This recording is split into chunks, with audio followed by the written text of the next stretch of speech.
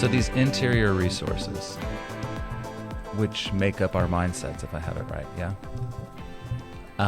Tell us more. Let's dive into that a little bit more. Can you give us some examples of the kinds of mindsets that you're talking about building?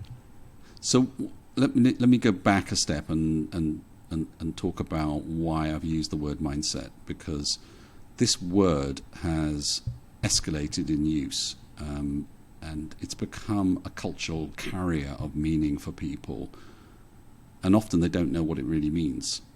So if you look at the dictionary definition of the word mindset, it's 100 years old, and it confers meaning around the attitudes and beliefs that we hold.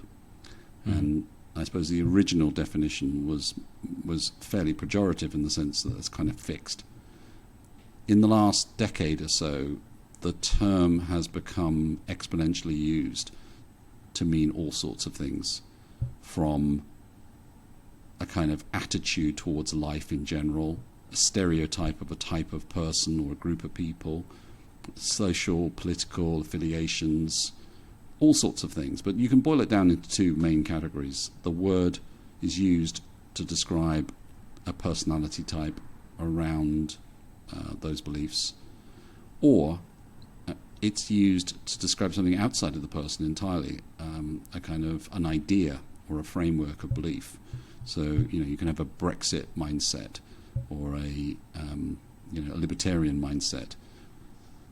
So what intrigued me about that, and I'm not going to dive into Carol Dweck's work on fixed and growth mindsets, was, well, why is that word become so sticky? And I think what it boils down to is that it gives an indication of the interior.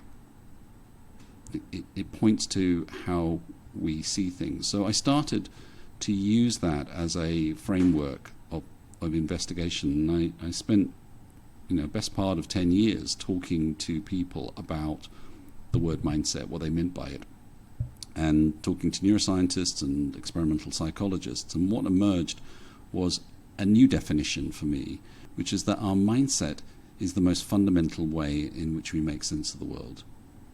And it's not just our brains, it's also our bodies. So it's the interplay between three things: how we feel physically and emotionally, how we make assumptions about the world, so our predicting brain is constantly running on assumptions about what's going to happen next, and then our perception, the way that we frame, the frames that we hold up to the world, and what that allows us to see or to neglect to see or marginalize. And those three things are constantly working together to allow us to navigate. And each of those systems, and there are many forms of them, are really governed by self-awareness,